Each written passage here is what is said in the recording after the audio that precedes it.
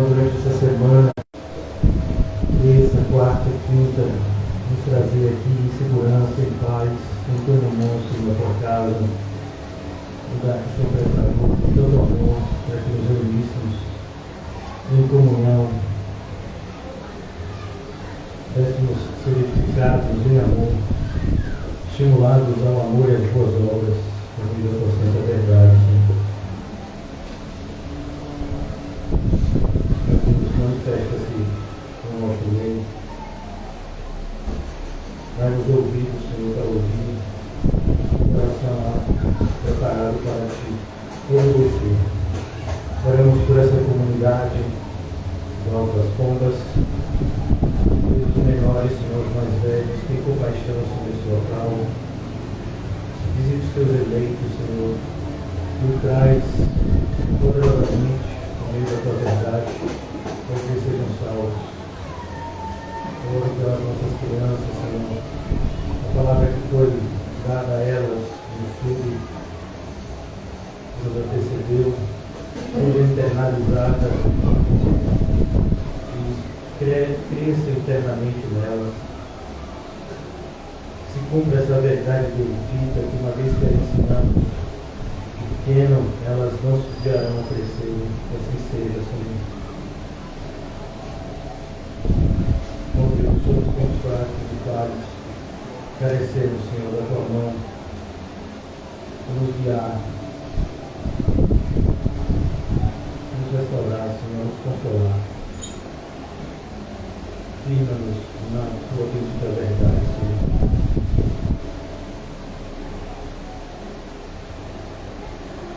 Nessa noite, Senhor, faz uma demonstração clara do nosso meio, do Senhor é o nosso Deus e Pai. Nós somos as misericórdias benditas de Cristo, teu Filho. Em nome de Jesus, amém. Graças a Deus. Amém, irmãos. Vamos abrir Romanos, tentar ao máximo ler. Eu estava usando aqueles óculos de farmácia, fiz o óculos, esqueci em casa. O óculos que o oftalmologista mandou. Mas Deus é misericordioso, me dará graça. Vamos abrir aqui hoje em Romanos e vamos tentar concluir Romanos para que, pela graça do Senhor, possamos continuar nessa empreitada de meditarmos no Novo Testamento antes de voltarmos ao Evangelho de Mateus. Temos uma orâmica no Novo Testamento, algo tão necessário. Nós paramos, se eu não me engano, no capítulo 12, na segunda-feira. Estávamos falando justamente de como é importante olhar para o Senhor e entender o que Ele espera de nós. Então, nós lemos no Antigo Testamento, quando, numa repreensão do profeta Samuel, talvez Saul, é dito que Deus não se agrada de sacrifício, mas sim de obediência. Mas muitas vezes não entendemos o significado da palavra sacrifício. E como não entendemos, tiramos as nossas próprias conclusões. Antes da gente iniciar a exposição aqui, eu queria convidar vocês a um perigo que cerca a igreja nos nossos dias, mas não somente nos nossos dias, sempre cercou a igreja, mas mais ainda nos nossos dias, que vemos uma igreja tão dividida, por meio de denominações e tantas outras divisões. Aqui no livro de Juízes nós temos um alerta muito duro para o que acontece com o povo de Deus quando ele se esquece das experiências com Deus e quando ele se esquece da lei de Deus. Josué liderou o povo por 40 anos. Foi através de Josué que Deus cumpriu a sua promessa de dar a terra prometida ao povo e fez com que o povo fosse estabelecido na terra que ele havia prometido a Abraão. Josué, antes de deixar esse mundo, ele reúne o povo e diz em uma espécie de sermão a famosa frase: eu e a minha casa serviremos ao Senhor. Vocês decidam quem vocês querem servir. E ele está falando isso para o povo de Deus, imagine. Vocês escolham a quem você quer servir. Eu e a minha casa serviremos ao Senhor. Esse é o contexto. Então começa o livro de Juízes. O livro de Juízes começa de forma extremamente triste. E não só começa, se desenvolve de uma forma triste e conclui, e é concluído de uma forma ainda mais triste, assustadora. Mas olha que coisa. Vamos no capítulo 1 de Juízes. Não precisamos ir muito além. Eu acho que está um pouco fechado o som, não é? Minha voz eu acho que não é assim tão fechada. Mas tudo bem. Eu entendo um pouco de som, muito pouco. Eu só ouço.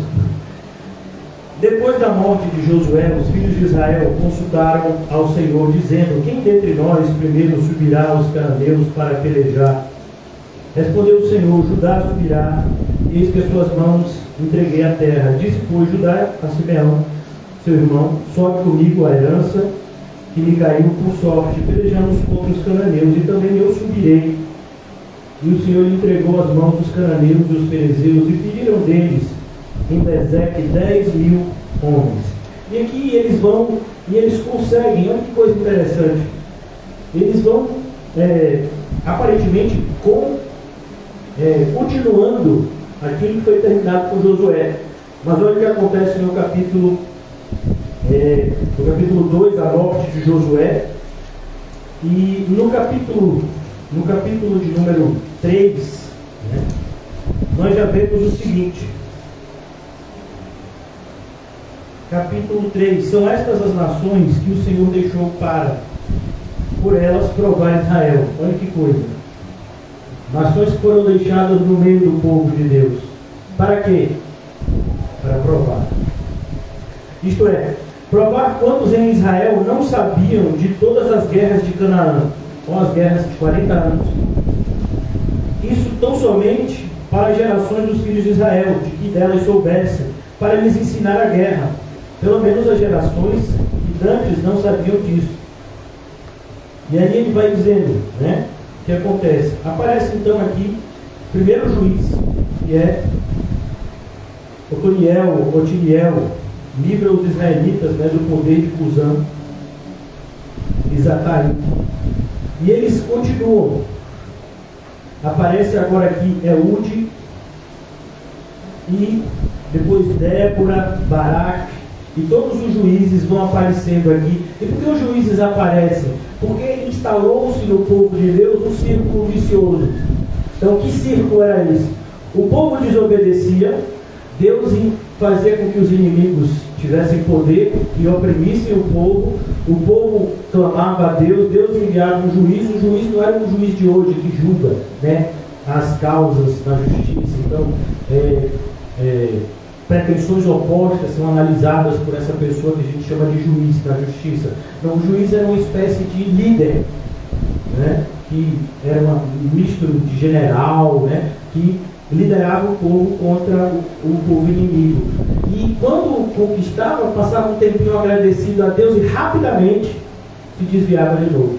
Isso se repetiu por 12 vezes. 12 vezes. Você imagina isso? E o livro vai se desenvolvendo. E aí termina então o livro de Juízes. Lá no finalzinho do livro de Juízes, de forma assustadora, estupro, decapitação de pessoas. E olha como termina esse livro. A gente começa a entender o porquê de uma geração tão pervertida. E é a geração do povo de Deus. Último versículo. A explicação de todo o contexto de Juízes, que conta nada menos de 400 anos do povo de Deus. Não se engane, é um só livro, mas que descreve um período de 400 anos. Naqueles dias não havia rei em Israel. Cada um fazia o que achava certo aos seus próprios olhos. Parece uma definição da igreja hoje, né? O que é a igreja hoje evangélica? É isso, cada um faz o que pensa que deve fazer.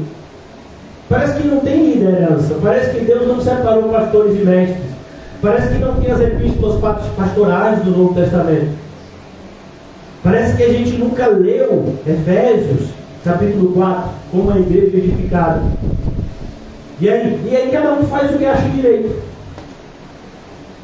Então, quando a gente volta agora a Romanos capítulo 12, a gente entende a preocupação de Paulo para dizer o que diz. Qual é o sacrifício que agrada a Deus? Entenda, irmão, o sacrifício não tem nada a ver com esforço, porque a gente entende isso, né? Então a gente pensa, eu estou me sacrificando por isso. Você não entendeu o significado da palavra sacrifício na Bíblia. Sacrifício na Bíblia é morte. Então, sacrifício de animais, o que você fazia com o animal? Matava. Então, sacrifício necessariamente se falava de morte. É por isso que nós lemos, por exemplo, em Romanos, que o sacrifício é vivo. Você não vai morrer. Você pode até morrer por amor e fé ao Evangelho, mas isso não é um sacrifício. Esse sacrifício não te salvaria. O que nos salva é o sacrifício de Cristo, o sangue dele. Mas há e cada vez mais isso fica claro, há uma falta de conhecimento proposital do povo de Deus. A gente estava ali na porta, passou uma pessoa que eu creio que gosta de ser chamado de pastor, mesmo sem ter nenhum conhecimento bíblico, e falou coisas soltas, sem nenhum tipo de conexão entre elas. Aparentemente, qualquer pessoa que passasse pensava que ele falou alguma coisa religiosa, mas como eu não fui chamado a esse tipo de combate, não falei nada, eu só fiquei calado mesmo. Mas se tivesse a oportunidade, chamaria ele e conversaria de 5 minutos, mostraria que tudo aquilo que ele falou é uma baboseira que não serve para nada.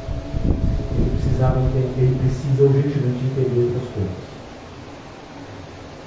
A gente não repreende o touro, senão a gente traz a tolice do touro sobre nós. A gente não dá pérolas aos porcos, nem as coisas santas aos cães. Mas quando uma pessoa deseja ser ensinada, a gente ensina com muita alegria. Então vai ser diferente. Então aqui no capítulo 12, versículo 2. E não vos conformeis com este século. Eu disse para vocês, aqui nessa frase, preste atenção na palavra conformar e transformar. As duas palavras têm a mesma raiz, forma. Então ele diz, não tome a forma do mundo. Não deixe que o mundo imponha em você um formato pré-estabelecido numa sociedade decadente e anticristã. Não deixe que isso seja imposto. Por exemplo, eu posso falar alguma coisa que vai desagradar alguns, ou algumas. A gente não celebra o Dia das Mulheres. Por quê? Porque o nosso entendimento não tem diferença entre homem e mulher, no sentido da graça de Deus, tem diferença funcional. Deus criou o homem para uma coisa, Deus criou a mulher para outra coisa, que o bom é que eles estejam em união. Sempre. Então, não tem por que eu celebrar, ainda mais entendendo como o dia da mulher foi criado. Por que eu vou celebrar isso? Então, nós cristãos não aceitamos nenhum tipo de formatação que o mundo nos impõe. Nós temos o nosso próprio calendário, é divino. Nós temos o nosso próprio relógio, é o Kairos. Nós temos um reino, é o dos céus. Então nós não aceitamos nenhum tipo de imposição desse mundo. Mesmo aí a gente vai chegar lá, mesmo que a gente respeite as autoridades, mas não aceitamos nenhum tipo de imposição do mundo no sentido de sermos formatados à ideologia do mundo. Aquilo que o mundo entende como correto, aquilo que o mundo entende como errado, não é padrão para nós. O nosso padrão é a palavra de Deus. O nosso padrão é Cristo e os seus ensinamentos. Então é preciso que nós tomemos cuidado. Porque é muito fácil para a gente fazer vista grossa. E quando a gente faz vista grossa, a gente já tomou a forma do mundo. Por quê? Porque quem comigo não ajunta, espalha. Ou você está combatendo, ou você já virou a casaca. Não tem meio termo. É por isso que Paulo é tão enfático. Não se conforme. Sabe? Não se conforme, não aceite. Não aceite que o mundo te diga o que fazer. Não aceite isso. Nosso conselheiro não é o mundo, é Cristo. Glória a Deus por isso. Eu acho interessante que muitos evangélicos dizem: ó Deus, tu és um maravilhoso conselheiro. E eu me pergunto: e por que não seguem os conselhos de Jesus? Por que eles seguem mais os conselhos do mundo do que o de Jesus? Então não se conforme a este século. Não se conforme ao que o mundo diz para você. Os valores do mundo não são os nossos. Por exemplo, o que o mundo pensa, estava tendo estudo bíblico de crianças, o que o mundo pensa que as crianças devem ter para crescerem saudáveis, mentalmente e fisicamente? Pode ter certeza que a palavra de Deus não está incluída. Muito pelo contrário. Segundo o entendimento do mundo, religião atrapalha. Religião aliena a criança. Olha que coisa. Então aqui ele diz: não deixe que o mundo imponha a forma dele. Mas transforme o mundo? Não. O mundo não pode ser transformado. Quem tem que ser transformado? É a gente.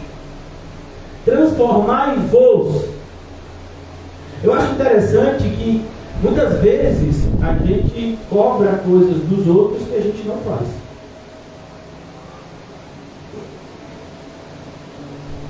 Então, como assim? Você está cobrando algo que você não faz? Se transforme primeiro. Seja luz. Transformai-vos. E como isso acontece? Tem que mudar. Cuidado, porque às vezes a gente diz: não, tem que mudar aqui. O coração tem que ser mudado, mas o que vai me ajudar a analisar se o meu coração foi mudado é a palavra de Deus que está aqui. Por isso você tem que conhecer a Bíblia. Por isso você tem que ser ensinado. Por isso você tem que se esforçar para aprender o que você não sabe da palavra de Deus ainda. E precisa saber. Eu fico olhando, eu comentava com os irmãos que já vai começar amanhã as provas escolares das minhas filhas. E eu fico imaginando como as crianças se preparam para as provas, aquelas que agem como devem agir. Então se preparam para as provas, estudam. E nós como cristãos, qual é o tipo de metodologia que a gente adota para aprender a palavra de Deus? Pastor, eu não faço isso não, de vez em quando eu leio a Bíblia. Então o seu conhecimento deve estar assim, né? É tão rasteiro quanto o chão. Como assim? Você não tem um tempo separado? Você não tem uma forma de... Como você faz para conhecer a palavra de Deus? Então a sua mente tem que ser transformada para que você possa dizer o que a gente já falou aqui no capítulo 8. O que fez Paulo falar: eu sei que todas as coisas cooperam. A gente só sabe aquilo que a gente aprende. Ninguém nasce sabendo. Você nasceu sabendo? A gente não sabia nem andar, nem falar. Imagine. Então a gente tem que aprender. Mas como ensinar algo para alguém que acha que já sabe tudo? É a grande dificuldade da igreja. Por isso que eu li Juízes. Parece que a gente não tem um rei Jesus. Parece que nós não temos servos que foram separados pelo próprio Jesus para o serviço cristão. É cada um fazendo o que quer. Interessante isso. Por isso que a gente vê como é que está a igreja hoje, o movimento evangélico. Transformai-vos pela renovação da vossa mente. Em algumas traduções eu creio que é do vosso entendimento. E aí você é transformado, a sua mente muda. E quando sua mente muda, você começa, preste atenção nessa palavra, você começa a ressignificar determinadas coisas. Ressignificar. Ou seja, você começa a dar um significado novo para determinadas coisas. Por exemplo, sofrimento. Quando a gente ouve a palavra sofrimento, já dói, né? Aí não, agora não. Agora sofrimento a gente, não, pode ser que seja para o meu bem. Sofrimento por amor a Cristo é massa. Então, ganhar dinheiro, aleluia! Não vai de vez. Cuidado. Cuidado se as suas vontades estão sendo satisfeitas. Ressignificar as coisas. Por exemplo, qual o significado da palavra fraternal para você? Fraternal significa de irmão. Qual o significado da palavra família para você? Pastor, família é aquele, né? Não sei, porque se você é cristão, você devia saber que tem a família na fé. A maioria dos nossos parentes, falo isso com tristeza, estou incluindo os meus. A maioria dos nossos parentes não passarão a eternidade com a gente. Quem vai passar a eternidade com a gente? Os irmãos da fé. Você percebe como a gente ressignifica as coisas? Casa. A minha casa. Não. A casa é lá. Como eu vou chamar casa? Um pedaço de terra que eu vou passar um pouco de tempo que daqui a pouco não serve para mais nada. Pelo menos não para mim. Pode morar outra pessoa. Eu não vou lá. Então, a nossa mente precisa mudar para que a gente possa olhar para as mesmas coisas, para as mesmas situações de uma forma totalmente diferente. Por que você acha que o apóstolo Paulo usou o verbo aprender? Na frase que ele diz: eu aprendi a viver contente em toda e qualquer. Ele, quando foi regenerado, não foi regenerado sabendo disso. Foi um aprendizado doloroso que gerou esse benefício tão precioso, aprender a viver contente. É o segredo da felicidade, não tem mais segredo. Aleluia. Aprender a viver contente. Renovação da nossa mente. E aí Paulo diz: se você conseguir fazer isso, então você vai experimentar. E aqui já é diferente. Enquanto ele diz transformai-vos, a renovação da mente, algo que você vai aprender aqui na cabeça, experimentar é algo que você sente o sabor, é algo que você tem que tocar. Então, por exemplo, às vezes você toca no gelo, o que é que você sente? Frio, está frio aquela superfície. E se eu entregar para você um pão quentinho, olhei para Paulinho e a cara de pão assim, né? Pão quentinho da padaria, você segura, está quente, acabou de tirar do forno.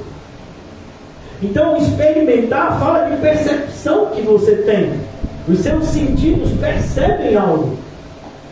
Experimente qual seja a boa, agradável, perfeita vontade de Deus. Boa. Você experimenta e percebe que a vontade de Deus é boa. É boa a vontade de Deus. Senhor, mas eu estou preso. É boa. O apóstolo Paulo escreveu cartas da prisão. Filipenses é uma delas.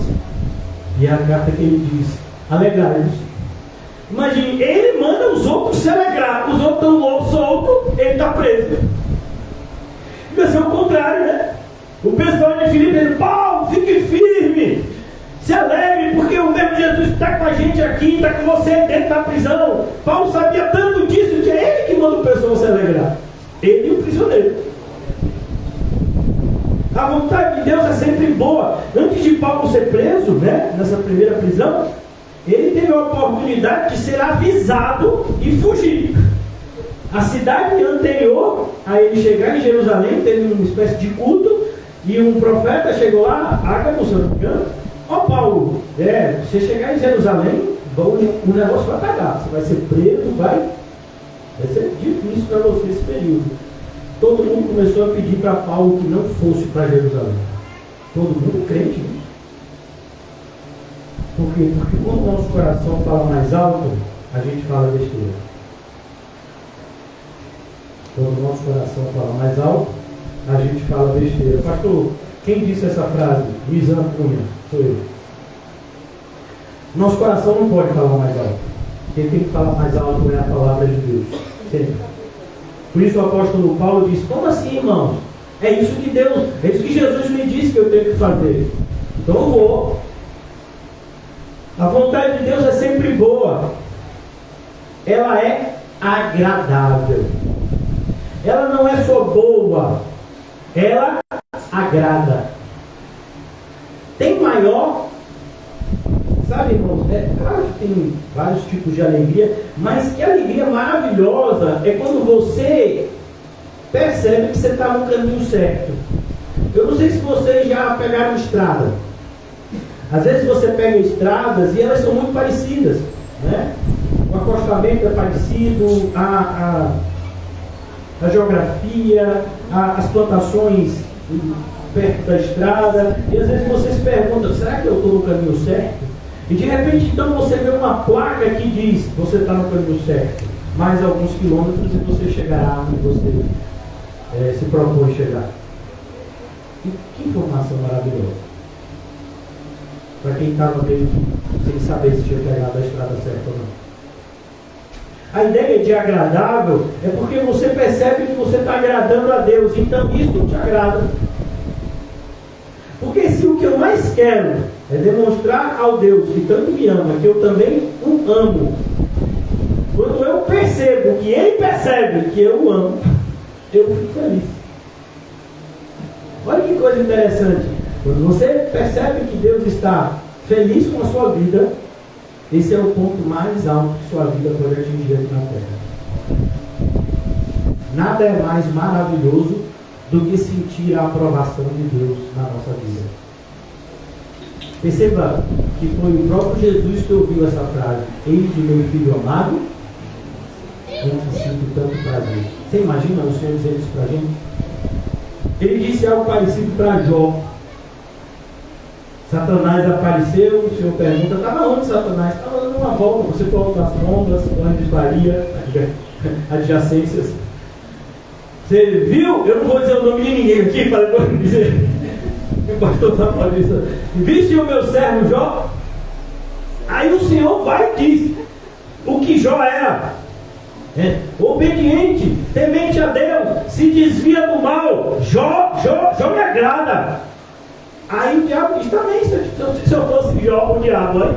Que cão miserável. Se eu fosse Jó, se você fizesse comigo, faz com Jó, até eu. Então, você precisa atingir esse padrão, irmão. Não é, entenda, quando eu falo atingir esse padrão, não pense que é algo assim inatingível. É algo que está logo ali. Basta você querer. E fazer o que Paulo está dizendo: olha, você se entrega como um sacrifício vivo, santo e agradável a Deus. E qual é a consequência natural? Você vai experimentar a vontade. Também 3 são os adjetivos aqui. Qual vontade é essa? Boa, agradável e terceiro, perfeita. Entenda, a palavra perfeição significa algo que não precisa ser corrigido. Percebe, irmão? Por que muitas vezes a gente escreve de grafite, de lápis? Por que a gente tem um instrumento, na escola chamado borracha? Borracha serve para quê? Apagar. E por que a gente apagaria alguma coisa? Porque a gente acha que não fez certo. Então a gente apaga para refazer. Deus não tem borracha. Por quê? Porque não precisa. Tudo que Ele faz é perfeito. Então, entenda, você está no melhor lugar que você poderia estar. A sua vida é exatamente como deveria ser hoje. Isso é porque eu não enxergo, não. Tem mais um óculos ligado. Dia 8 de março de 2024, certo? Certeza, né? Então, a sua vida está perfeita hoje. Se você é um filho de Deus. Se não é para você, viu? Fique tranquilo. Mas se você é um filho de Deus, sua vida é perfeita.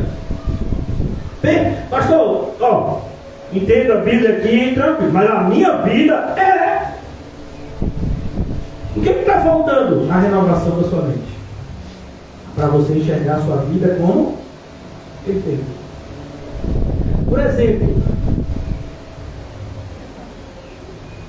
Sabe, deixa gravado aqui, deixa parado aqui, vamos entender isso. É tão legal isso, irmão, é muito maravilhoso. Abre Filipenses, como eu disse a vocês. Filipenses.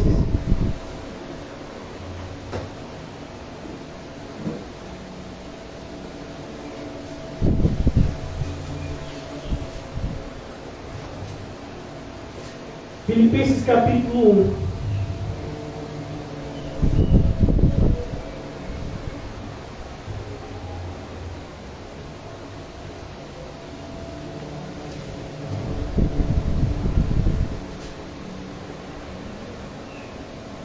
Filipenses capítulo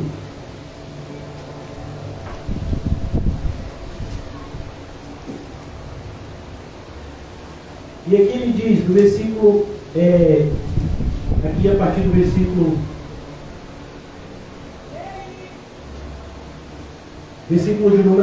12, vamos fazer a leitura a partir daqui do 12. Ele diz assim: quero ainda, irmãos, cientificar-vos de que as coisas que me aconteceram têm antes contribuído para o progresso. Então, Paulo está acalmando o povo está sabendo que Paulo está preso, está um alvoroço, e Paulo está dizendo: a minha prisão foi perfeita. Tentaram me matar lá em Jerusalém, 40 homens fizeram juramento de só comer se me matassem. Eu estou muito preocupado porque ou eles quebraram o jejum ou estão com muita fome, porque isso já tem uns dias. Você imagina isso? Então, a minha prisão, Paulo não está se queixando. A prisão foi injusta, completamente injusta. Paulo devia ser solto muito tempo, nem devia ser preso. Mas ele está dizendo, isso está contribuindo para o progresso do Evangelho. Tem coisa mais maravilhosa do que a nossa vida contribuir para o progresso do Evangelho? Eu vou logo adiantando, não tem. Principalmente se você é crente. É nessa mesma carta que Paulo vai dizer: vou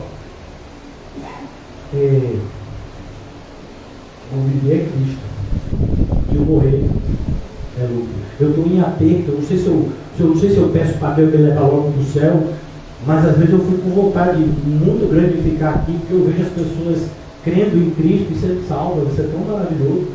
Isso é Paulo com ele mesmo. Ele abrindo o que se passava no interior dele para a gente. Versículo 13: de maneira que as minhas cadeias em Cristo se tornaram conhecidas de toda a guarda pretoriana e de todos os demais. Como Paulo ia evangelizar um guarda pretoriano? Então, para você entender, o guarda pretoriano era o guarda de elite do imperador. Era a polícia de elite. Se vestir diferente, um treinamento diferente. E como Paulo estava sendo guardado para ter uma audiência com o imperador, era essa guarda que fazia a sua segurança, por assim dizer. E ele fazia o que com esses guardas? Evangelizava, e muitos foram salvos. Você imagina isso? Pois é, não tinha outra forma de Paulo evangelizar esse guarda? Não. Não é qualquer pessoa que tem acesso à guarda pretoriana. Mas Paulo teve, como prisioneiro, teve. Lembra que o carcereiro foi alcançado da mesma forma? E a maioria dos irmãos, estimulados no Senhor por minhas algemas, ousam falar com mais desassombro a palavra de Deus. Você imaginou um bom exemplo? Não, se Paulo foi assim, se Paulo de verdade foi lá e está preso, eu também vou. Se eu tiver que ser preso pelo Paulo, eu vou. Aleluia. Né? Isso é crente se estimula assim. Alguns recentemente proclamam a Cristo por inveja, por fia, outros porém fazem de boa vontade. Estão falando do verdadeiro evangelho. Eu sou uma pessoa que prega o verdadeiro evangelho, mas faz isso por interesse. A gente sabe de casos.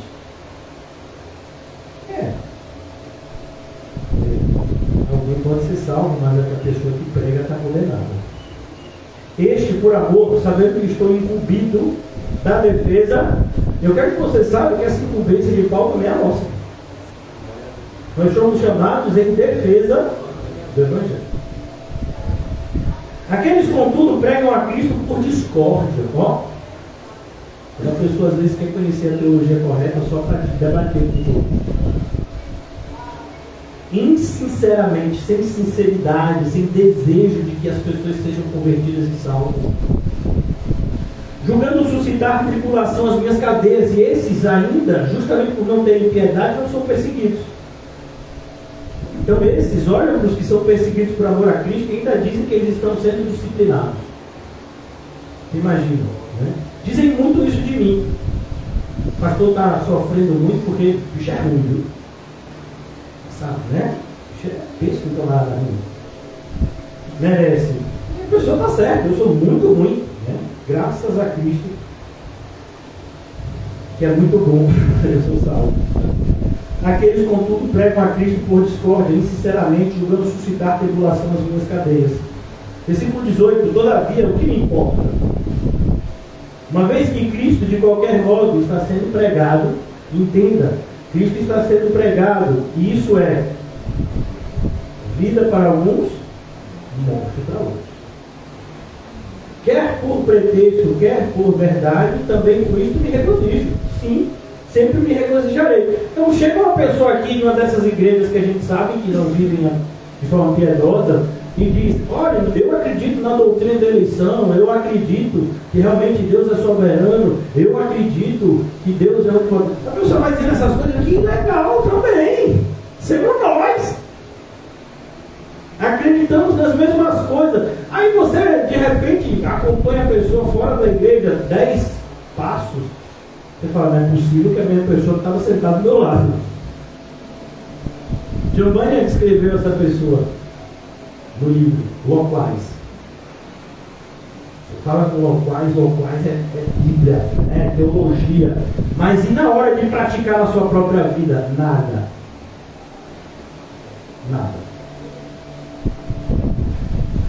Porque estou certo, versículo 19, que isso mesmo, pela vossa súplica, pela provisão do Espírito de Jesus Cristo. Olhe, preste atenção na palavra provisão. Provisão a gente associa normalmente ao quê? Mantimento, comida. Pois é, qual é a provisão para Paulo? O Espírito de Jesus. Me redundará em libertação, segundo a minha ardente expectativa. Esperança de que em nada serei envergonhado, antes, com toda ousadia, como sempre também, agora, será Cristo engrandecido no meu corpo. Como é que a gente leu lá em Romanos? Apresentei o vosso corpo vivo, santo e agradável a Deus. Paulo está fazendo o que ele ensinou. Será Cristo engrandecido no meu corpo, quer pela vida. Paulo disse: se eu estiver vivo, é para a glória de Deus. E se eu morrer, é para a glória de Deus. Se vivemos, para o Senhor vivemos. Se morremos, para o Senhor morremos. Quer vivamos, quer morramos, somos do Senhor. Então ele diz, versículo 21: porquanto para mim o viver é, e o morrer é, o viver é, e o morrer é. Rapaz, vocês são crentes demais. Alegria. Entretanto, se o viver na carne traz fruto para o meu trabalho, então Paulo vai dizer: se eu estou vivendo aqui e pessoas estão sendo alcançadas, o reino de Deus está sendo povoado, já não sei o que é escolher. Isso é o homem que viu o terceiro céu. Ora, de um lado e de outro, estou constrangido. Sabe quando você, imagine que você gosta, quais são as duas tortas que você mais gosta, Lainha? Pronto. Então, Lainha chega em casa, a irmã e o irmão fizeram uma surpresa para ela. Uma torta de morango de um lado, uma torta de maracujá do outro. E Lainha fica: você é que eu como primeiro. Isso está constrangido. Duas coisas que você ama, que se você comesse uma, maravilha. E se comesse a outra, maravilha. Então Paulo diz que ficar vivo trabalhando para Jesus é tão maravilhoso quanto ir para o céu. Você entende isso? Aí às vezes a gente fica, Deus me leva, não aguento mais. Você fala, quem que está trabalhando assim, teu sangue por Jesus? Ninguém. Por que você quer que Deus te leve logo? Porque a vida está muito difícil aqui na terra. Meu Deus!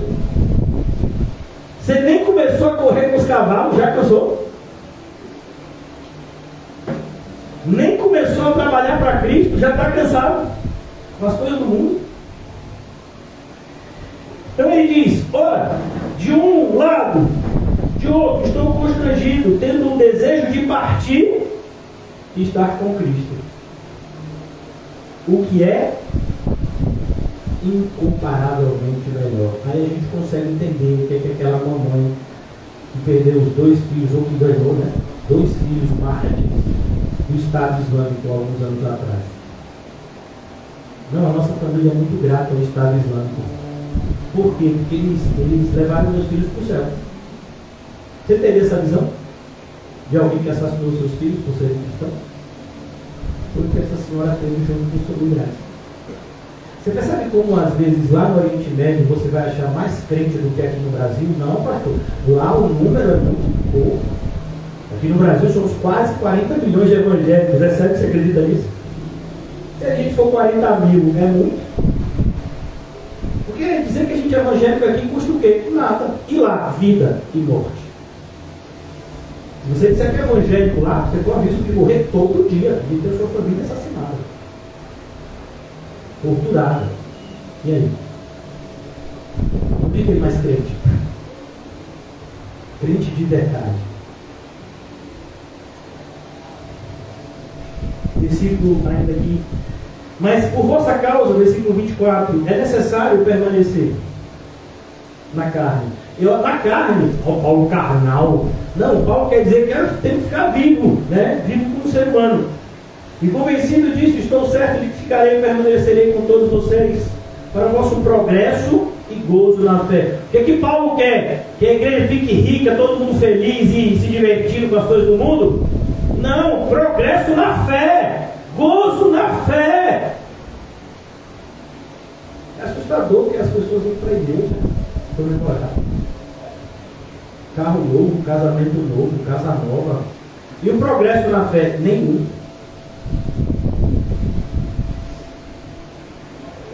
A fim de que aumente quanto a mim o motivo de vos gloriardes em Cristo Jesus pela minha presença de novo com vocês. Aí eu acho isso aqui lindo. Versículo 27. Vivei acima de tudo. O que é acima de tudo? É como se ele estivesse dizendo, em primeiro lugar, de modo digno do Evangelho de Cristo. De modo digno. A ideia digna é no padrão que o Evangelho instituiu para nós. Não é como no livro de Juízes, cada um decidindo qual padrão vai seguir. Não, no meu evangelho pode isso, pode aquilo, no outro evangelho pode aquilo, pode aquilo. Mas como a Bíblia está dizendo que é pouco importa, eu que decido. São os evangélicos de hoje.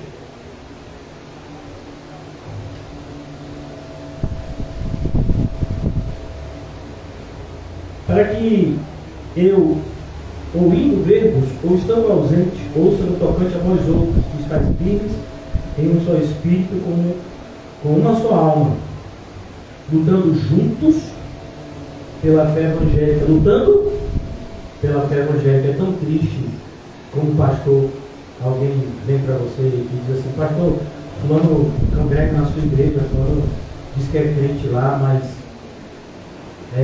brigando, xingando. É assim que vocês ensinam lá? Não, a gente não ensina isso não. Pessoas falaram comigo assim. Parentes ligaram para mim. Essa pessoa congrega na sua igreja, está com dinheiro que é meu e diz que não vai me dar. Como assim?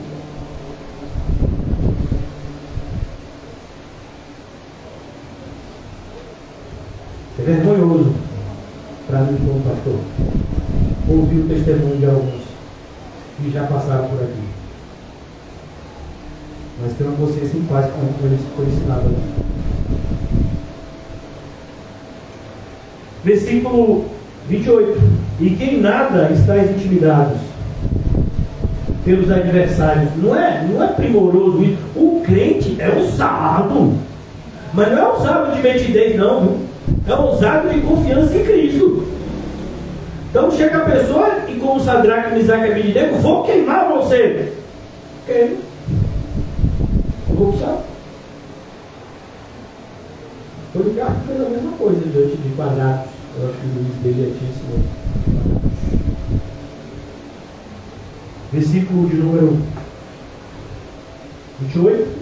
Nada estáis intimidados pelos adversários, pois o que é para eles prova evidente de perdição é para vós outros de salvação, e isto da parte de Deus. Você já viu que quando a gente perde dinheiro ou fica doente, o pessoal que é ímpio ou falso crente quase que comemora, né? Tem alguns que nem quase comemoram mesmo. Tá fogo. O que foi? Não, fulano que disse que era crente da verdadeira igreja ficou doente, o negócio empenou. Fulano que disse que era da verdadeira igreja tomou um prejuízo financeiro assombroso. Agora se desvia, agora vai. Impressionante como os ímpios celebram. E os falsos crentes também. Lembra que Paulo falou, passei perigo entre falsos irmãos? Eles comemoram qualquer tipo de dom que a gente faça. Mas aí Paulo escreve aqui, está no 29. Percebe que tudo que eu falei agora foi só preparação para o 29. Porque vos foi concedida a graça. O que eu falei de ressignificar aqui. Vos foi concedida a graça de padecerdes por Cristo, e não somente de crerdes nele. Pastor, essa graça eu estou tocando de lado. Eu estou devolvendo. Não devolva não, é bom. Em algumas traduções diz a graça de sofrer, né? Mas o verbo padecer, ele é mais apropriado, porque às vezes o sofrimento você não entende, né? O que de fato Paulo quer escrever. É um sofrimento que pode levar à morte. E você vê aquilo como lucro, porque o viver é Cristo e o morrer. Porque vos foi concedida a graça de padecerdes por Cristo, e não somente de crerdes nele. Pastor, eu fico feliz só em crer, viu? Se padecer, alguém está precisando de sofrimento, eu posso passar o meu guião para você. Alguém? Eu estou com uns 10 quilos de sofrimento aqui, eu estou passando 9, fico só com 1. Alguém? Não pode não, viu? O que é seu é seu. Receba! Assim como a gente não pode dar o óleo, o azeite, da lamparina, lembra da parábola das 10 virgens? Pois tende o mesmo combate que vistes em mim. Sabe quando uma pessoa diz, você está querendo ser o apóstolo Paulo? Você diz, não, eu sei quem vem que eu sou, mas o mesmo espírito dele é o meu. Então, por isso, eu acho interessante que as pessoas assim, falam assim, corajosamente, não existem santos, os católicos estão errados, santos somos nós. É verdade. E você vem como santo? Não, aí não. Vamos falar mal dos católicos? Porque, assim, de fato, não tem santo. Santos somos nós. Então a gente deveria ter uma vida muito parecida com Paulo, naquilo que ele foi parecido com Cristo. Porque quase ninguém quer viver na abnegação dos apóstolos de Deus. Porque a maioria das pessoas acha que não tem graça em sofrer por Cristo. Pois tendes o mesmo combate que vistes em mim, e ainda agora ouvis que é o meu. Então, concluo, volto agora para Romanos. Deu para entender o que é ressignificar? Deu agora. Então você experimenta, mesmo no sofrimento mais doloroso, que a vontade de Deus é perfeita. Spurgeon não entendia isso. Pense numa pessoa que sofreu. Spurgeon. Internamente, fisicamente. Ele entendia o que era isso. Mas você não vê nos lábios dele uma murmuração contra o Senhor. Pelo contrário, parece que a vida dele era só coisa boa. Porque ele sabia que a vontade de Deus é perfeita. Uma das frases dele dizia justamente isso. Olha, se Deus não tivesse me colocado em noites tão escuras, eu talvez nunca encontrasse a luz de determinada estrela. Existem acontecimentos na nossa vida, no primeiro momento nos assustam, trazem uma dor, mas ao passar por eles, entendemos que sem aquilo jamais teríamos a compreensão de Deus que temos hoje, depois que passamos por aquilo. Por isso que Tiago vai dizer como é feliz a pessoa que é aprovada depois da aprovação. Hoje as pessoas querem ser aprovadas sem provação. Eu quero tirar 10, mas sem fazer a prova. Vamos lá, continuar? Você viu, né? Eu disse que ia concluir, mano. Você quase uma hora só falando aqui nesse versículo 3. Porque pela graça que me foi dada, digo a cada um dentre vós, que não pense de si mesmo além do que convém. Olha que coisa legal. Sabe? Você é crente, aleluia. Mas não ache que você é esse crente todo. Porque você não é. Não vai de vez. Não ache que você está nesse padrão assim apostólico. Porque ainda tem um pouquinho, né? Para a gente percorrer. Antes, pense com moderação. Segundo a medida de fé que Deus repartiu com cada um. O que é que Paulo está ensinando aqui? Humildade. Como eu disse a vocês, tem pessoas na igreja que são impossíveis de serem ensinadas. Por quê? Porque acham que sabe tudo. Você vai ensinar o quê para uma pessoa? Como você enche um copo que já está cheio? Por isso Paulo está dizendo, cuidado, irmãos, olha, você não é essa pessoa que você pensa assim, sabe? Esse crente. E a gente assim, basta um dia, mais ou menos como crente, praticamente a gente já está mandando um monte em todo lugar. Demônios, apareçam! Pense com moderação, segundo a medida de fé que Deus repartiu a cada um. Humildade. Porque assim como num só corpo temos muitos membros, e o que Paulo está querendo ensinar? Justamente esse tipo de soberba que diz que momentos como esse é inútil. Para que eu vou aprender? Já sei tudo. Para que eu vou fazer alguma coisa como igreja? Eu sou muito melhor trabalhando sozinho. Trabalhando sozinho, você está por sua conta. Porque Jesus faz tudo no coletivo. Né? Eu edificarei a minha igreja. Não tem igreja de uma pessoa só. Então ele diz, por quê? Porque assim como num só corpo temos muitos membros, mas nem todos os membros têm a mesma função. Olha o exemplo. Todos os membros têm a mesma função? Então a função do pé é a mesma da mão? Não. Assim também nós, conquanto muitos, somos um só corpo em Cristo, e membros uns dos outros. De maneira que você se preocupe comigo, porque se eu não estiver bem, você vai sentir. E eu me preocupo com você, porque se você não estiver bem, eu vou sentir. Porque nós somos um só corpo. Então ele diz, membros todos uns dos outros. Versículo 6. Tendo, porém, diferentes dons.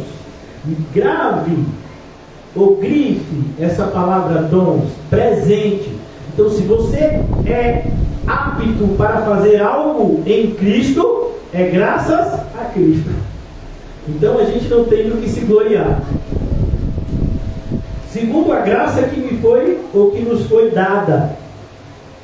Se profecia, seja segundo a proporção de fé. Olha eu estou pregando aqui. Pastor, mas é profecia o que eu estou falando aqui. Vamos, é tão bíblico. Lembra que quando a gente parou de ter o estudo de terça, eu disse na segunda, pode acreditar que amanhã vai alguém lá. Aí disseram, não pastor, já está avisado, já tem 2 semanas que avisou, está nos grupos. veio gente na terça aqui. Não vai ter igreja? Nunca veio.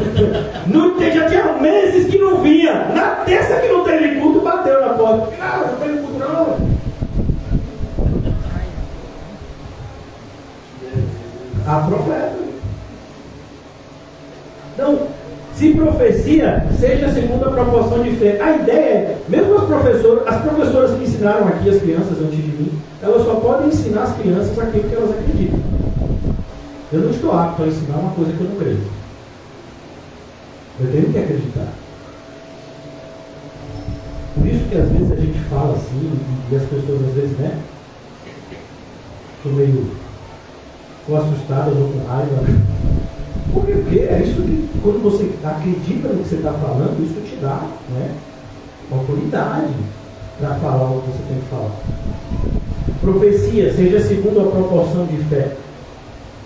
Se ministério, então todos vocês que têm um tipo de serviço na igreja, e quem não tem, deveria ter. Pastor, isso é uma indireta? Não, isso é direta, mais direto que isso, impossível. Então, todo que não tem ministério, habilite-se o quanto antes. Ainda teremos, bem próximo, né? Eu estou para agendar o primeiro encontro de obreiros da CCV. Paz. Aleluia! Se ministério, dediquemos-nos ao ministério. Então, se você se propõe a servir a Cristo, vou logo lhe adiantando. Não ache por um segundo sequer que vai ser sem esforço. Tem que ser com esforço. Tem que ser difícil. Então, dediquemos-nos ao ministério. Está falando de quê? De zelo. Ele tinha falado que o zelo sem entendimento é ruim, mas é impossível o entendimento sem zelo. Ou o que ensina, esmere-se no fazer. Esmere-se. A ideia é faça o melhor que você puder. É uma palavra no grego que a gente traduz como excelência. É o melhor nos limites da sua possibilidade. Então, imagine que você consegue levantar ou consegue carregar 10 quilos. Imagine que uma criança consegue carregar 2 quilos. A criança está lá segurando um saquinho de 2 quilos, você está segurando um saquinho de 10 quilos, e é igual. Ele está segurando o máximo que pode, é 2. E você? O máximo que você pode, é 10. É isso que ele está dizendo aqui. Esmere-se, tem que ser o melhor. Se não for o melhor, nem ofereça. Esmere-se no fazer. Você vai dar alguma aula, você vai ensinar a palavra de Deus para alguém, tem que ser o melhor.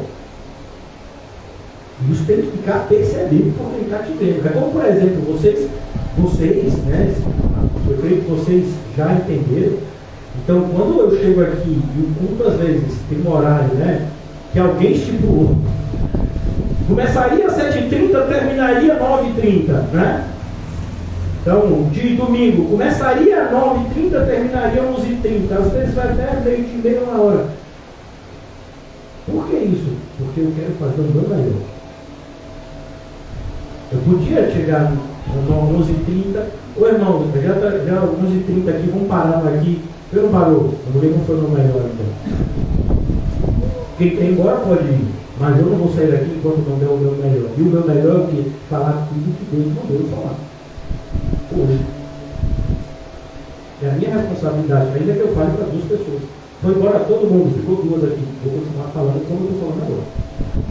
Pastor, num culto com 2 pessoas, 1 pessoa, você falaria, começa a rir, talvez mais, porque eu sou meio tímido, então com pessoas mais conhecidas eu ficar solto. Esmere-se no fazer. Tem que ser o seu melhor. E todo mundo tem que saber, todo mundo que te conhece tem que saber. Eu nunca vi essa pessoa fazendo alguma coisa desse jeito. Rapaz, como uma pessoa está se dedicando para fazer isso? Não se dedica assim para comer? Não se dedica assim para fazer coisas que gosta, mas para fazer as coisas para Deus é uma dedicação, chega assusta. Aleluia! parte boa, gente. Então esmere-se no fazer. E o que exorta? Eita, ai. Exortar não é botar o dedo na cara do irmão. Viu? Primeiro que se você for corrigir alguém, não precisa o dedo, viu? Pode ficar a mãozinha aqui. Então, exortar significa aconselhar com amor.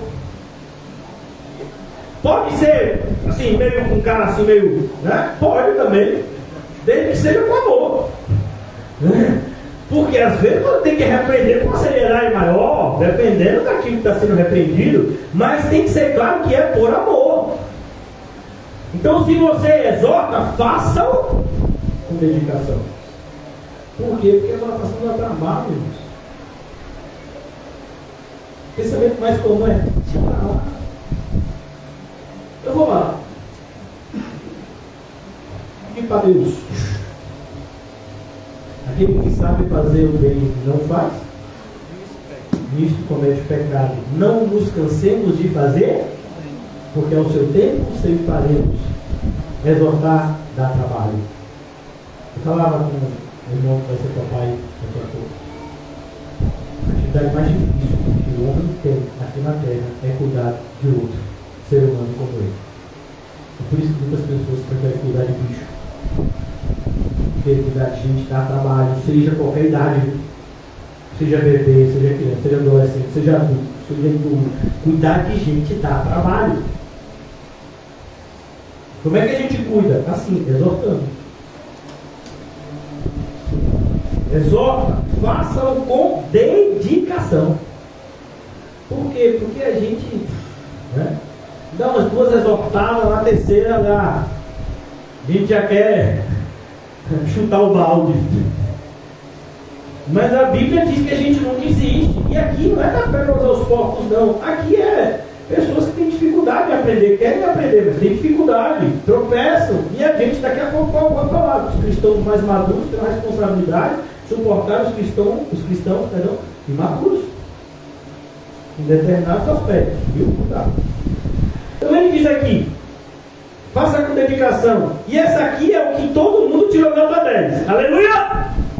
O que contribui com liberalidade. É o contrário do exemplo que eu vou dar. Uma pessoa às vezes chegou na igreja e disse: pastor, aqueles 50 centavos, por que você vai comprar alguma bala? Não, é o troco do dízimo. É porque está inteirado. Você percebe como a gente é? Meu dízimo seria 12,50 e eu só tenho 13. Você troca? Porque a ideia é só o mínimo. Então, é 10%, eu não vou passar nem 0,1%. 10% é um referencial. Começa com mais, vale até 100. Vale até tomar emprestado para dar, como for o seu interesse. Porque quem contribui só vale se for com liberalidade. Como é que você entende essa palavra? Você vai para Tiago e diz: sabe quando você pede sabedoria a Deus? Fique tranquilo, você pode pedir 100 vezes no mesmo dia sabedoria a Deus e Deus não se chateia. Por quê? Porque Ele dá com liberalidade. Então, se você vai dar, tem que ser com generosidade. A ideia que Paulo está dizendo é: todos os aspectos aqui, faça o seu melhor. Nada menos do que o seu melhor. O que preside? E tem isso? Não! Presidir, isso é do diabo. A igreja não pode ter gente que lidera. É mesmo? É porque você acha que está em Juízes? Não, a gente está na igreja. Tem rei, o nome dele é Jesus. Tem súditos, pastores e mestres para edificação do povo. O que preside com diligência, Não deixemos o pecado se propagar no nosso meio. Não deixemos nenhum tipo de heresia se propagar no nosso meio. Deixemos bem claro entre nós quem é e quem não é. Não proibindo ninguém de entrar por aquela porta, mas é conhecido de todos aqui quem faz parte e quem não faz. Esse é o nosso papel. E temos que fazer isso com diligência. Para quê? Para que os que estão reprovados não desencaminhem alguns. Quem exerce misericórdia, olha que coisa interessante. Misericórdia aqui era uma atividade que se dava esse nome para os irmãos que cuidavam dos enfermos, que visitavam os irmãos presos, que se preocupavam em distribuir os alimentos que eram, muitas vezes levantados pela igreja e dos necessitados. Então, se você vai exercer essa misericórdia, com alegria. Você já viu gente que está servindo sopão, que às vezes é com a cara fechada? Outro! Eu quero. Está fazendo algo para Jesus e está com a cara fechada? Não, sorriso. E não pode ser forçado. Tem que ser de verdade. Imagine alguém que chega na igreja precisando de ajuda e você está com a cara de chupolinha. Esse é o seu Deus, então eu quero. E ele está certo, né? Por quê? Porque se ele leu a Bíblia, diz que o fruto do Espírito é amor, alegria, depois paz. Você não tem alegria? Então, Cristo com certeza passou por um instante. Para dizer muito. Então, quem exerce misericórdia tem que fazer com alegria. Eu acho interessante que às vezes as pessoas aproveitam esses momentos para humilhar os outros. Vai dar alguma coisa para alguém assim, e faz questão que os outros saibam, que os outros vejam. Coisa fria, né? Pois é, não tem alegria. Às vezes a alegria que não é alegria, é o reconhecimento dos outros. Não é crente. Versículo 9. Não sei como está no seu, virtudes recomendadas. Paulo começa a dizer: olha, eu ensinei para você um monte de teologia, e todo crente é um teólogo. Agora eu vou mostrar para vocês que teologia só tem utilidade se você tem disposição de viver para Cristo.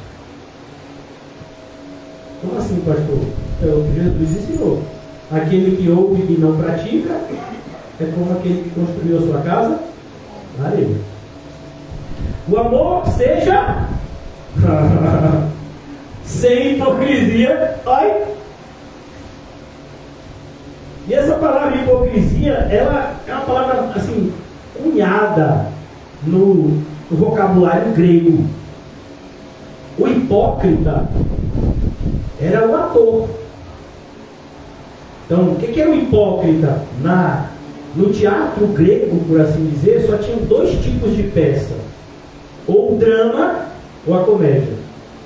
Até hoje, o símbolo do teatro continua o mesmo. Duas máscaras, uma com um sorriso, e outra com uma cara triste. Comédia e drama. Então, o ator, ele colocava a cara de triste. Você já sabia que ele ia falar uma coisa triste. Parece que aqueles programas de auditório, sabe, Domingão do Faustão, quando ainda era na Globo? Você acha que aquele pessoal batia palma porque queria? Não, ficavam os ajudantes de palco. Agora batam palma. Agora tem gargalhada. Eles treinam a plateia antes do programa. Sabia disso? E aí eles sobem para poder a plateia ter uma resposta que parece que é voluntária, mas não é. Foi ensaiada. Como uma peça de teatro. Quem aqui já fez peça de teatro na escola? Eu fiz várias. Era para mim uma tortura. Eu já disse para vocês que eu sou tímido. Então, quando tinha peça de teatro, eu ficava sofrendo por antecedência. Sempre queria um papel tipo de árvore, sabe? Se falasse nada. Eu tinha fobia de falar em público. Então, você tinha que ensaiar, mesmo árvore. Árvore, fica aqui, viu? E na hora que tiver aquela outra, você vai para aqui, viu, árvore, tá bom? E a árvore se mexe, você vai ter que se mexer, tá bom? Então, não, o amor não tem fingimento, tem que ser a vera, de verdade. Amor seja sem hipocrisia. Mas numa igreja, num movimento evangélico, onde as pessoas falam mal dos outros por trás, o amor seja sem hipocrisia. Dizendo, oi, tudo bom? Aí a pessoa até se assusta. Por quê? Porque há 5 minutos ele estava falando com essa pessoa horrores de você. O amor seja sem hipocrisia. Detestai. Você deteste o mal. Não, eu não detesto nada, viu, pastor? Eu sou do bem. Mas se você é do bem, você tem que detestar o mal. Deteste o mal. E como é que você mostra que você detesta o mal? Ficando neutro? Não. Apegando-se ao bem. Onde tiver alguém fazendo a vontade de Deus, estou junto. Onde não tiver fazendo a vontade de Deus, estou fora. É isso que Paulo está dizendo aqui. Amai-vos. Paulo, você já falou que o amor seja sem hipocrisia. Vou completar. Amai-vos cordialmente. Bom dia, boa tarde, boa noite. Paz. Oh, que bom ver vocês, irmãos. Mas você é tão hipócrita. Não, falando de coração. E Deus sabe o que é. Irmão, como é que você pode dizer que você ama alguém e você trata mal a pessoa? No mundo pode ter até esse tipo de amor, que é falso. Mas pode até ter. Mas na igreja não. Eu acho interessante, eu já disse isso para os irmãos. Eu tenho o hábito de dizer para as pessoas que eu amo, principalmente as pessoas mais próximas. Então, eu digo todas as vezes que eu vou sair, todas as vezes que eu falo com os meus filhos, eu amo vocês. Eu sei disso. Você sabe. Mas eu só estou confirmando, viu? Não mudou. Continuou, mano, viu? Amai-vos cordialmente uns aos outros com amor fraternal, com amor de irmão. Ame com amor de irmão. Cordialmente, tratando bem, tratando com respeito, com zelo, se preocupando. Não essa atitude, sabe, longe, distante, fria, calculista, preferindo-vos em honra uns aos outros. Eu vou dar um exemplo, irmãos, só para você entender isso aqui. Mas assim, esse exemplo que eu vou dar é bem pobre, viu? É só para ilustrar. O que você tem que fazer aqui é algo muito superior. Eu estou morando na casa de meus pais, como os irmãos sabem. E no elevador do térreo, o elevador cabe 6 pessoas. Éramos 4. 5. Aí ia entrar uma pessoa mais outra. Uma mãe e uma filha. Uma adolescente. Entraram. Aí eu saí e disse, não, eu vou de escada. Por quê? Porque eu não vou fazer questão de um lugar. Isso não é porque eu sou bom, não. Isso não é nem porque eu sou crente, ali foi a educação. Meus pais me educaram desse jeito. Então a ideia é, você prefere que o outro suba de elevador, ainda que você suba alguns degraus de escada. Você não vai morrer porque eu subo alguns degraus de escada. Morre? Não vou sair não, estou aqui primeiro. Não, você ou sobe uma e fica outro esperando. Eu é que não saio daqui. Olha, um homem grande e forte como eu, disputando lugar no elevador com uma mãe e uma filha. É os homens de hoje, viu? Não abre para nada. E depois diz que isso é. Por isso que eu digo, masculinidade é uma virtude. Machismo é idiotice. Isso não é machista. a gente tem um atributo de quem nasceu homem. Por quê? Porque Deus quis que a gente fosse homem. Isso foi decidido, não foi por nós, foi por Deus. Então, seja o homem que você tem que ser com as virtudes de homem, isso é diferente das virtudes de mulher. Aqui ele diz, olha, você tem um amor fraternal. E por que eu estou falando isso? Porque parece que homem não pode ter amor fraternal. Eu tenho. Eu abraço, eu beijo. Não me sinto menos homem porque eu dou um beijo no irmão. De forma nenhuma fere minha masculinidade. Um abraço fere minha masculinidade de forma nenhuma. Inclusive, na época de Jesus, isso era costume. Viu? Dar um beijo. E não era nem beijo no pescoço, viu? Mas era no rosto. Viu? Então, é interessante que a pessoa que não quer dar um abraço e um beijo não suporta nada por amor a Cristo. Por quê? Porque não tem a virtude masculina. É o formato do homem segundo os padrões mundanos. Ser forte não é aquele que manda, é aquele que suporta mais.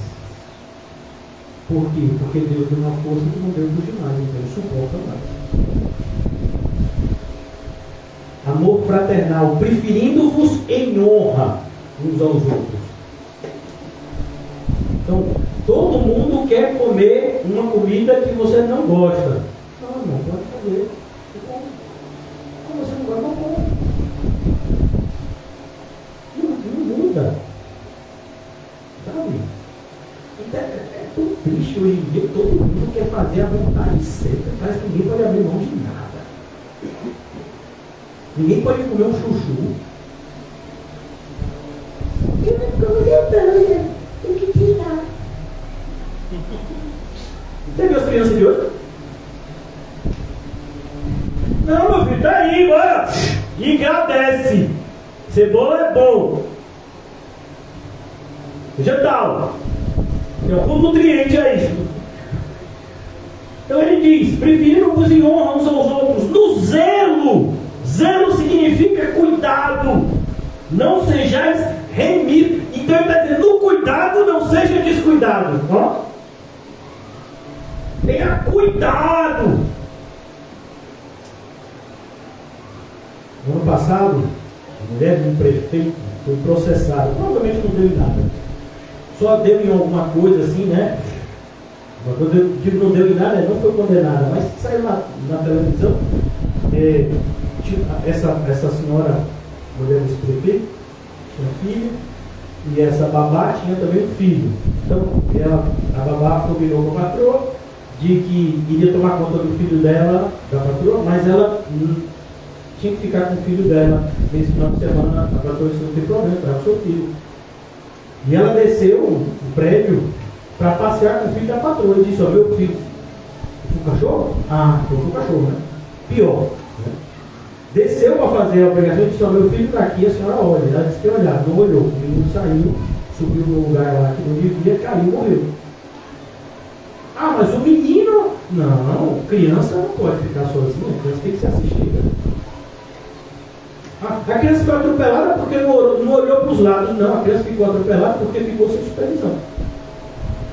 Quem deixou a criança atravessar a rua sozinha? É que é o culpado. Às vezes a gente não tem essa ideia. Por quê? Porque a gente não tem cuidado com os outros. A igreja está tendo um problema. De quem é a culpa? De todos. Nós não devemos nos estimular juntos ao amor e às boas obras? Então, cuidado, irmãos. Cuidado com o cuidado. Não sejam descuidados com o cuidado. Sede fervorosos no Espírito. Não tem uns crentes que falam da fé. Parece que está falando, sabe, de algo assim. Meio que eu vou ali comprar um pão e depois vou sentar para tomar um cafezinho e vou esperar a hora de dormir. Uma narrativa insossa. Não, você está falando de Deus, tem que ser algo assim que contagia. Você tem que falar como alguém que está mostrando para os outros que você está cheio. de fervor naquilo que você está falando. Por isso que eu digo para vocês, hoje em dia tem um monte de gente que diz que é servo do Senhor, mas que na verdade é um seletista de Deus. É um contratado, assalariado de Deus. A palavra chamaria essa pessoa de mercenário. Aquele que trabalha por um valor pré-estabelecido. E o pastor? Nunca. O pastor não pode trabalhar com gente. No zelo não sejais remissos, sede fervorosos do Espírito, servindo ao Senhor. Você está servindo ao Senhor, você tem que estar servindo com toda alegria, porque você está servindo ao Senhor. Você imaginou que você está fazendo algo que Deus tinha os anjos para fazer, mas deixou eu e você, esses vermes, fazer? Deus tinha anjos para fazer o que a gente está fazendo. Aí Ele deu privilégio para a gente fazer. E a gente não se sente privilegiado. Como, por exemplo, se algum de vocês é estudioso, sabe que uma das coisas que o estudioso mais assim fica, né, feliz é quando o professor escolhe ele de monitor. Né? Porque o monitor é aquele que, na falta do professor, procura você, que ainda é aluno, mas que estuda tão mais do que os outros, que às vezes está apto para ensinar os outros, que são alunos como você, mas que não prestaram atenção e se dedicaram com você, e vão tirar dúvida com você. Você se sente privilegiado. Muito. E aí o Senhor colocou a gente para servir e a gente acha que isso é um fardo. Privilégio. Que é o servo de Deus. Ela segura o servo de Deus. Ganha quanto? Nada. Mas Ele me sustenta. Aleluia! Muito melhor. Não sejais remissos. Versículo 12. Regozijai-vos na esperança. O crente fica feliz na esperança. Por que a gente fica feliz na esperança? Porque a esperança não nos decepciona. O amor de Deus é constantemente derramado em nossos corações enquanto a gente espera. Sede pacientes na tribulação. Aleluia! Todo mundo aqui tirou 10 nessa virtude, não foi? Sede paciente na... A tribulação nem entrou pela porta, a gente já está quando vai embora. Mas nem entrou ainda. Ela está apontando lá na esquina e você, e agora? Na tribulação, pacientes. Na tribulação, fica aí. Já vai. Já pensou? Você dizer isso para a tribulação? Tribulação fica um pouco mais, você vai abençoar tanto. Em tribulação. Tribulação você tem gerado assim, né? Em mim um solo fértil para Deus jogar sementes. Aleluia! Não é o tribulo? Esse instrumento que preparava a terra, arava a terra para o plantio. E a gente quer mandar a tribulação embora, bichinha. Serem pacientes com ela. Mas como é? Se a tribulação for uma pessoa, deixa eu adiantar, a tribulação nunca é uma pessoa. A tribulação é a nossa carne, insatisfeita com uma circunstância, que pode ser uma circunstância vivida até com uma pessoa. Então, uma pessoa que faz coisas contra você, no ambiente de trabalho, no ambiente familiar, no ambiente de moradia, uma visão do bairro, não é aquela pessoa que é a sua tribulação, é a sua carne diante da circunstância que aquela pessoa está inserida junto com você. Porque às vezes a gente quer dizer que não, mas a minha cruz é fulano de tal, não é não, viu?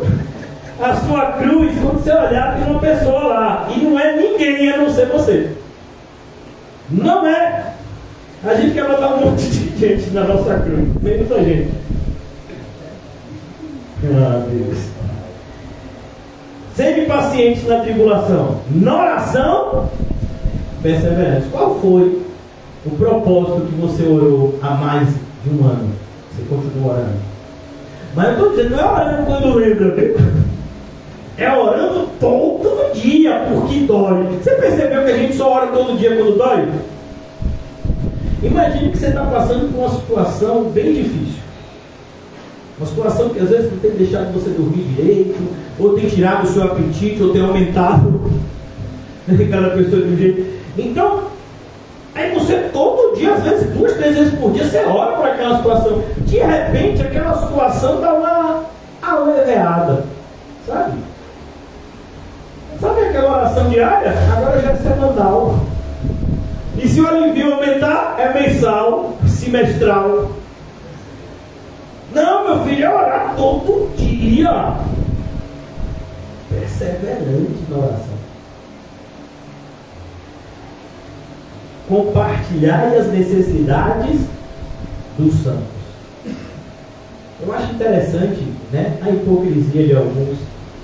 Sabe que a pessoa está passando por um momento difícil, vai e traz, digamos, um sanduíche com suco. Aí eu fico imaginando, você acha que esse sanduíche com suco vai alimentar a pessoa por quanto tempo? Um mês? Eu fiz a minha parte. A sua parte é isso. Dá um sanduíche com suco. Rapaz, que parte boa. É tão bom a gente fazer tão pouco que achar que fez muito, né? Difícil é você cuidar todo. Se a pessoa, se fizesse isso com a Ia, começou, virou um ano, você dá aquele café da manhã de rei para a Larinha. Já decorei com morango e maracujá. Fiquei 2 vezes com ele, né? Aí de manhã, dia 1º de janeiro, morango, maracujá, aquela torta maravilhosa. Dia 2 ainda sobrou um restinho, dia 3 ainda tinha um restinho. Dia 4 acabou tudo, dia 4 a Larinha está com fome. Não, Larinha, agora só daqui não.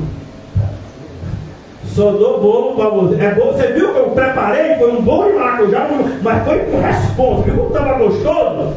Agora aguente um ano. É as boas ações da igreja. Você já viu como é? Você faz uma vez e nunca mais. Porque não tem a ideia de compartilhar. A ideia é aliviar uma consciência sobrecarregada. Para quando alguém disser assim, você não faz nada? Não, eu faço, eu levei uma vez. Uma vez? 2, 3? O ano tem 365 dias, você levou 2, 3, 4 vezes? Os outros 360 dias foram outras pessoas fazendo? Foi. Compartilhar, a ideia de compartilhar. Você come e a pessoa come. Se a pessoa não comer, você também não come. O que for para você, tem que ser para os seus irmãos. Compartilhar, é isso. É desejar para o outro, eu desejo para mim. Não menos. Não mais. Percebe por que a gente quer ficar distante, às vezes, dos outros, principalmente se for pobre? Porque a gente não quer compartilhar. Compartilhar as necessidades dos santos. E muitos deixam de ter o privilégio de fazer para Cristo. A passagem diz assim, olha, sabe, hospitalidade é um negócio tão divino que às vezes você pode estar sendo hospitaleiro com Cristo e nem sabe. Receber anjos, nem sabe. Por quê? Porque você trata todo mundo bem. Por quê? Porque você é crente. Lembra do atributo? Benignidade? Bondade? É você. Praticai hospitalidade. Praticai hospitalidade. Seja hospitaleiro. Receba bem as pessoas. Independente. Abençoai os que vos perseguem. E aí diz, abençoai e não amaldiçoe. Porque às vezes a gente está na igreja e a gente abençoa. E fora da igreja que o diabo te carrega. Na igreja eu abençoei. Fora da igreja que o diabo te carrega. Não, não pode. É sempre abençoando.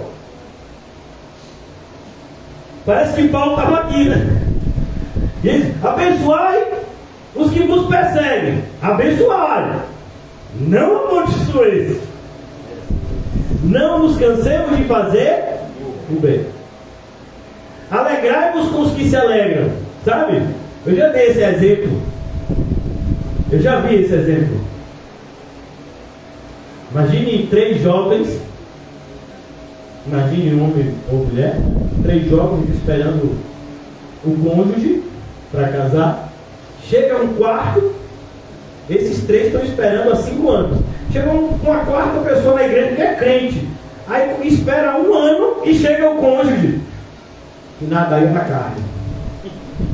Não pode ser de Deus. Que nada, está esperando assim. A gente está esperando há 5 anos. A pessoa está aí só tem 1 ano esperando. E está esse negócio tudo de Deus. Não, tem uma coisa errada. Parece que a gente não se alegra. Quando alguma coisa acontece na vida da pessoa. Não, alegre-se sim. Você lembra que a gente é um corpo? Então quando você come uma torta de morango, aleluia! Todo o corpo fica feliz. Sabe? E às vezes o pé até treme. Por quê? Porque o morango está sendo degustado aqui, o pé dá uma tremidinha assim, né? Para dizer também estou feliz. Alegrai-vos com os que se alegram e chorai com os que choram. Quando dói, um irmão tem que doer em você. Entendeu? Tende o mesmo sentimento uns para com os outros, em lugar de seres orgulhosos. Ó, condescendei com o que é humilde. Sabe? Condescender significa tenha misericórdia dessa pessoa que está passando por esse período de privação. Não sejais sábios aos vossos próprios olhos. A gente começou falando lá de Juízes, quando as pessoas acham que são elas que escolhem tudo, precisam ser ensinadas. Não torneis a ninguém mal por mal. Rapaz! Olha, mano, eu já disse essa frase, não é minha não, é de John Stott, se eu não me engano. Olha, você retribuir o bem com o bem, isso é humano. Retribuir o mal com o mal, também. Mas retribuir o bem com o mal, isso é diabólico. Não é que alguém prega o evangelho para você, alguém te exorta, alguém te ajuda, e você paga fazendo o mal para essa pessoa. Meu Deus! Judas Iscariotes, Ananias e Safira, Alexandre o Latoeiro, Demas, tantos exemplos tristes na Bíblia. A ninguém. E olha, não é você pagar o bem com o bem, não. O bem com o bem até o ímpio faz. É você pagar o mal com o bem. Por quê? Porque você é crente. O crente é que faz isso. O crente recebe o mal e dá o que de volta? O bem. O mundo não conhece esse amor. O mundo só conhece o amor do bem pelo bem. Então, alguém me fez o bem, eu faço o bem. É o que Jesus ensina, inclusive, no Sermão do Monte. Se você faz o bem só aos que você ama, ou se você ama só aos que te amam, qual é a diferença que você tem comigo? Nenhuma. Você vai ser filho de Deus quando você amar os que te odeiam. Por isso que Paulo diz: não devolva ninguém mal por mal. Era o que se esperava, por exemplo, em Roma, que os cristãos se rebelassem contra César por conta das maldades que ele fazia. De forma nenhuma. A gente sofre o mal, mas a gente não faz o mal. Esforçai-vos por fazer o bem perante todos os homens. Da sua parte, você vai fazer o bem perante todos. E se possível, quando depender de vós, tende paz com todos os homens. Quando depender de vós, por quê? Porque quando não depender de você, você não pode fazer nada. Se a pessoa te odeia, você ama, mas a pessoa te odeia. Então, não posso fazer nada para a pessoa me amar. Eu continuo orando, comportando de uma forma cristã, mas não depende de mim ter comunhão, e nem comunhão mais pode não seja correto, porque a gente tem comunhão com Cristo. Mas não depende de mim, né? De repente ter uma relação cordial, que a gente tem que ter com todas as pessoas, com pessoas que de repente escolheram não nos tratar como seres humanos. Olham para a gente como se fôssemos bichos. Independente. Por isso ele usa essa redação. Quando depender de você. Então, no que depender da gente, a gente tem paz. Com tudo. Primeiro porque a gente não guarda rancor de ninguém. Quando alguém te disser, sabe, me perdoe aquilo que eu fiz para você no ano passado. Por quê? Eu já até esqueci. Eu perdoei quando você fez. Mas perdoa, viu? Está perdoado. Quando depender de vós, tenha paz com todos os homens. Não vos vingueis a vós mesmos. Rapaz, parece que eu já vi tantas vezes essa frase na igreja que me assombrou, irmão. Ó, pastor, olha, quando eu estou errado, eu estou errado. Mas quando eu estou certo, então abrir mão de direito, isso é o quê? Quando está errado? Quando você está errado, você não está abrindo mão de nada, você está errado. Você está certo, você abre mão como Paulo, que era cidadão romano e foi açoitado. Era só ele dizer, sou cidadão romano, o açoite nem teria, eu pararia na hora. Por isso ele diz, cuidado, não vos vingueis a vós mesmos, amados, mas dai lugar à ira. E olha, quando você é crente, você ouve isso aqui, você fica com compaixão. Porque a pessoa que está fazendo mal a você, sem entender, é isso que é brasa a vida, significa, é um termo que a gente até usa, eu estou com a cabeça queimando, né? Significa que a gente está preocupado, angustiado com alguma coisa. Então o ímpio fica sem entender o que a gente está tendo aquele comportamento. Ele fica lembrando, provavelmente, do cavalo de Troia. Quem sabe dessa história? Então, Troia era, durante muito tempo a batalha foi travada, mas tinha fortaleza que intransponível, ninguém conseguia entrar lá. E aí os inimigos bolaram a estratégia. Não, a gente admite que perdeu, deixa um cavalo em honra, né, a ele, dizendo, ó, vocês ganharam da gente, a gente já perdeu muito tempo os soldados aqui tentando ganhar de vocês. Então assim, vocês ganharam. Aí deixa o cavalo lá. Os troianos, eles começam a se ensoberbecer. A gente ganhou, nossa muralha nos protegeu. E eles começaram a festejar, e no ápice da festa, vamos pegar o cavalo que eles fizeram, vamos trazer aqui dentro. E lá dentro tinham os soldados mais aguerridos do exército inimigo, que esperaram eles ficarem bem embriagados assim, né, na festa. Aí entraram, mataram alguns, abriram, e os que estavam escondidos entraram e conquistaram Troia. Por isso que até hoje se usa essa expressão, né, cavalo de Troia. Ou presente de grego, é a mesma ideia. É um presente que parece presente, mas que no fundo, né, quer nos prejudicar. Então, aqui não. O ímpio vai ficar pensando que a gente está fazendo aquilo com algum tipo de interesse ou querendo gerar um mal maior lá na frente. Não. Essa é a preocupação do ímpio. Por isso ele diz, amontoará brasas vivas na cabeça. A pessoa não vai ter paz. Por quê? Porque como você, a gente viu isso, né, no filme Paulo Apóstolo de Cristo, que eu creio que todos assistiram aqui. Lembra daquele prefeito da prisão? Quando Paulo, né, chega e diz, Lucas pode salvar sua filha. Aí ele chega lá, pega o remédio, aí ele volta para Paulo e diz, por que ele fez isso? Depois que o Lucas salvou a filha dele. Ele vai conversar com por que Lucas fez isso? Eu tratei mal ele, eu ia matar ele junto com os cristãos. Ele sabia que eu podia mandar prender todos ali, matar todos da arena. Por que ele fez isso? Para salvar minha filha, que ele nem conhece. Para salvar a filha de um homem como eu, que só fiz mal a vocês. Por que ele fez isso, Paulo? Isso é apontar. São textos como esse que mudam a vida de a gente. E a gente passa tão rápido. Porque a gente não quer fazer isso.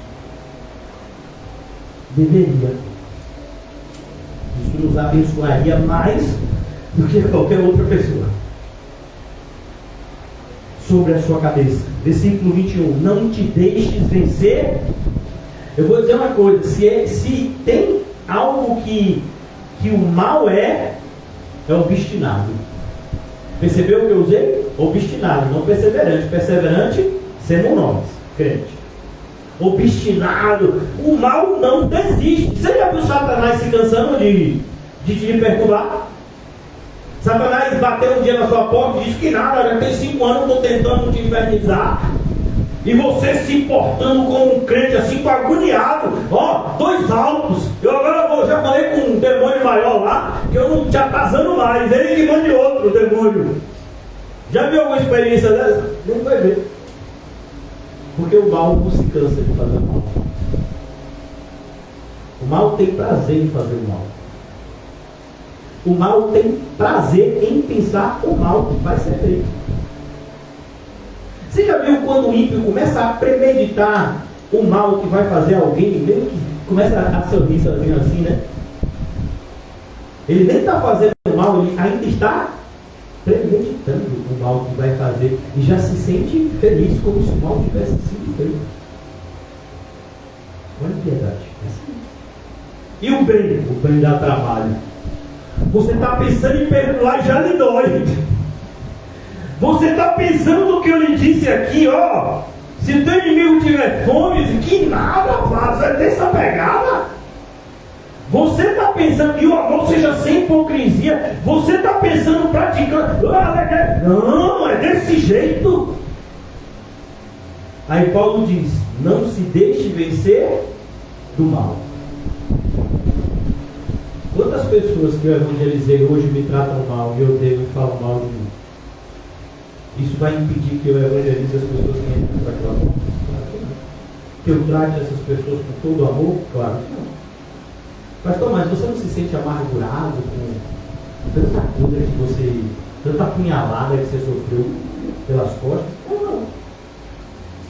Já foi me avisado que seria assim. Como é que eu posso reclamar de algo que alguém me avisou? Sabe? É como alguém vai trabalhar no posto de gasolina e de repente diz: rapaz, que cheiro de gasolina, está me incomodando. Aí você pensou que ia ter cheiro de quê? De feijão? No posto de gasolina? É claro que vai ter cheiro de combustível. Você foi trabalhar num posto de gasolina. Então, se Deus já avisou pra gente que seria desse jeito, por que a gente vai ficar, né, chateado, amargurado? Não. Como diria, dever de ofício. É assim mesmo. Que bom que eu fui o apunhalado e não aquele que apunhalou. Né? Não deixe vencer do mal, mas vence o mal. Percebeu? Você não vence o mal com um mal maior. A pessoa grita e você grita mais alto. Não. Quer falar? Fala. Quando a pessoa se calar, você continua. E a pessoa esboça alguma atitude de violência contra você. Ele se afasta. Por quê? Porque a gente não vence o mal com o mal. A gente vence o mal com o bem. Parece que a igreja se esqueceu disso. Você já viu todo o movimento evangélico que estão fazendo? Tudo é lutas sociais. Parece que a igreja hoje virou uma ONG que fica buscando direitos e garantias. Quando uma ONG busca isso, a gente até entende. Mas a igreja tem um papel divino, ficar se ocupando com trivialidades do dia a dia.